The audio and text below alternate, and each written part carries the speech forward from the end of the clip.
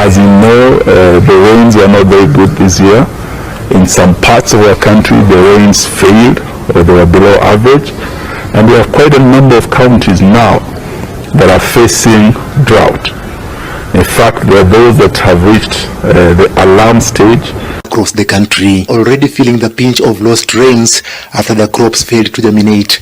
Their livestock are also feeling the pinch. Counties like Uasin Gishu and Trans Nzoia have also experienced poor crop germination due to poor rains.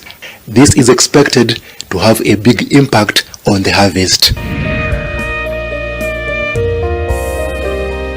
Don't worry, blessed people. Usijali watu wabarikiwa. I am going to decree here tonight, and rain will come to the land, and the heavens will open over the land, because I'm told that the crops are drying out in the field. In fact, I'm decreeing that right now. Hata hivyo ninaamrisha hiyo sasa hivi. That the heavens will open over this land now. Ya kwamba mbingu zitafunguka juu ya nchi hii sasa. And the rain will now come to rescue the crops that are burning up. Nayo mvua sasa itakuja na kunyesha na kuokoa ile mimea ambayo inakauka. And there will be massive rain. Na itakuwa mvua kubwa ajabu. And then you will have a harvest. Halafu mtakuwa na mavuno. I've decreed these words strictly based on the enormity and the terribleness of the words of my tongue. So now there is rain coming. I can see rain coming.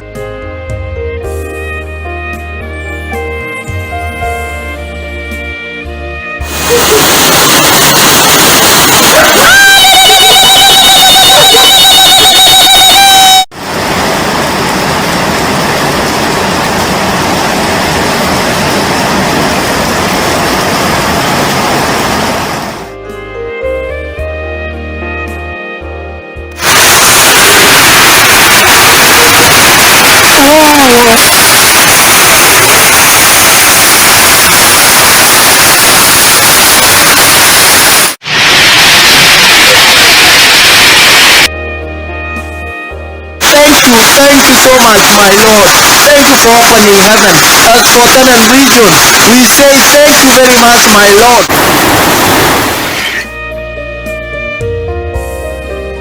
Now in Joro, it is raining heavily here in Joro.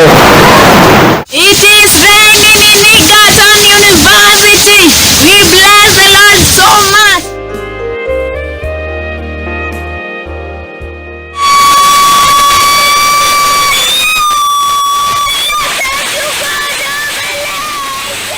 The sign, surely indeed the Messiah is coming.